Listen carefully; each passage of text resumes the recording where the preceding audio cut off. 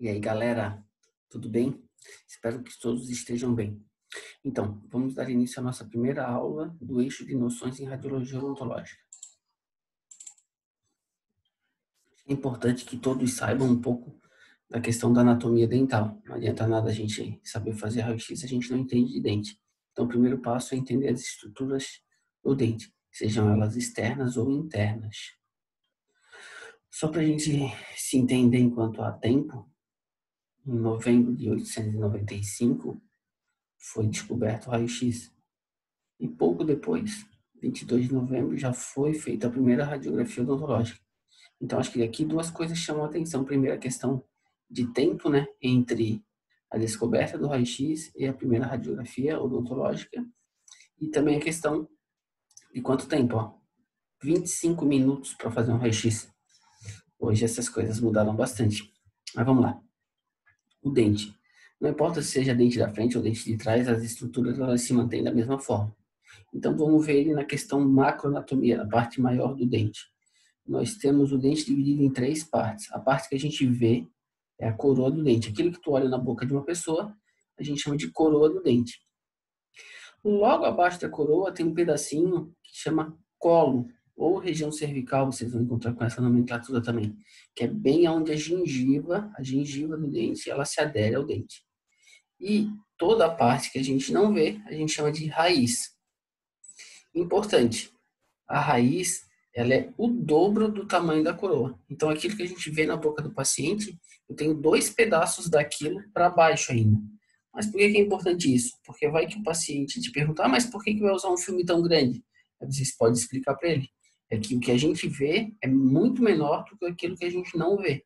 Então, a raiz tem o dobro do tamanho da coroa do dente.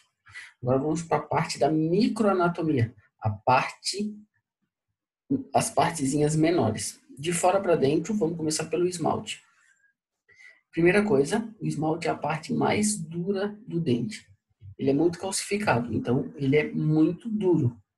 Em comparação, a dose de radiação que eu dou para fazer um dente é praticamente a mesma para fazer um raio-x de joelho, por exemplo. Isso quer dizer que isso é muito por causa do esmalte e depois da dentina que a gente vai ver a seguir.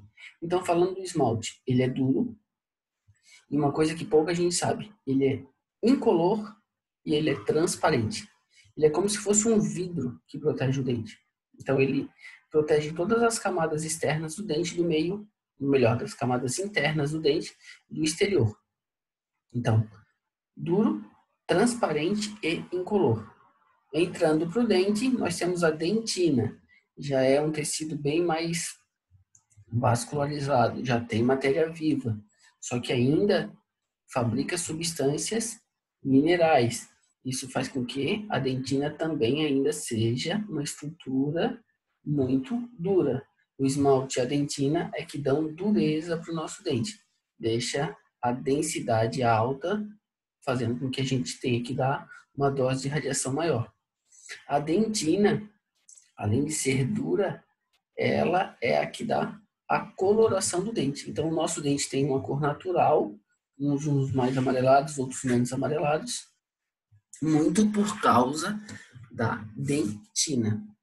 Terceira camada do dente, a polpa. É um tecido mais sensível, é ali que chega os vasos e os nervos, muito vascularizado. É a grande responsável pela dor do nosso dente. Então, se a gente tem algum tipo de lesão que ela chega na polpa, é aqui que a dor acontece com mais força. Osso alveolar. O osso alveolar ele vai dar sustentação. Ele circunda as raízes do dente. Ele tem uma característica igual às outras partes ósseas do nosso corpo. Então, ele dá sustentação ao dente. Nosso dente é firme muito por causa do osso alveolar. Canal radicular. Ele vai unir a polpa aos vasos e nervos. Então, ele serve como um caminho de nutrientes para a polpa. O cemento. O cemento ele dá um acabamento para a raiz do dente. Então, ele faz com que haja um acabamento e facilite na dureza, ou melhor, facilite que o dente fixe ao osso. Então, ele é um acabamento da raiz do dente, permitindo, facilitando a conexão dele com o osso alveolar. Ligamento periodontal. É uma estrutura muito fina, bem vascularizada, conecta-se ao cemento e conecta ao osso. Então, ele fica entre o osso alveolar e o cemento. Para quê? Para fixar, para colar, para grudar o dente ao osso. Por último, e não menos importante, tem os vasos, que são os tubos que permitem a entrada dos nervos e dos vasos e os nervos que vão conectar a pulpa ao sistema nervoso central. Ok? Isso são as partes da estrutura. Importante aqui, ou mais importante, esmalte, a parte que a gente vê, que a gente tem acesso, incolor, dura e transparente. Dentina, que dá cor ao dente. A pulpa, a parte viva do nosso dente.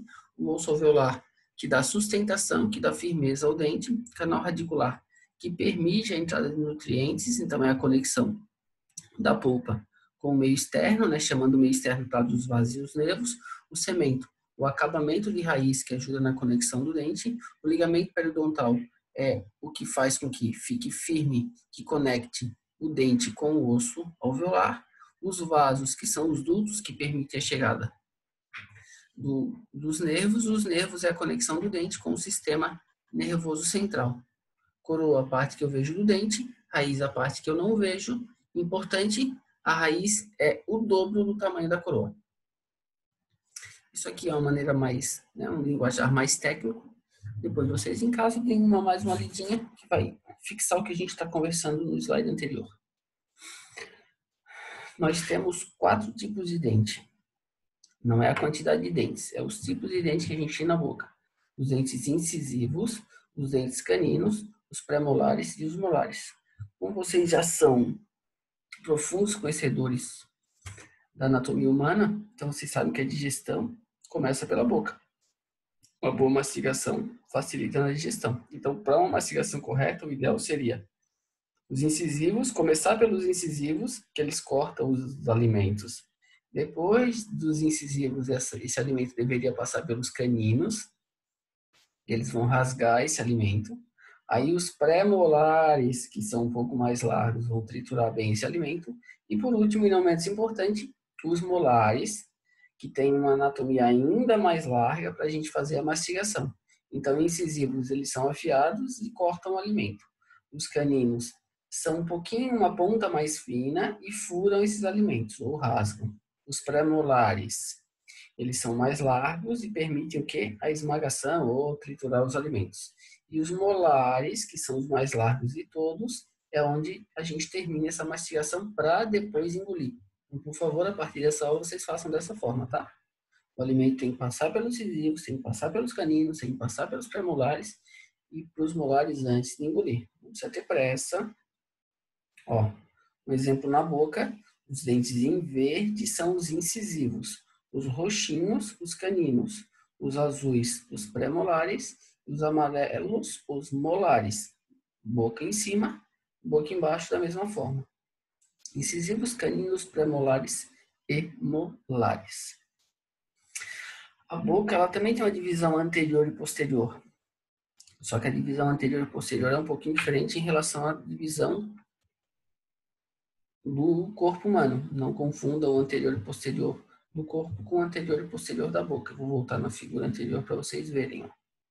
Então, o que é a região anterior da boca para a gente?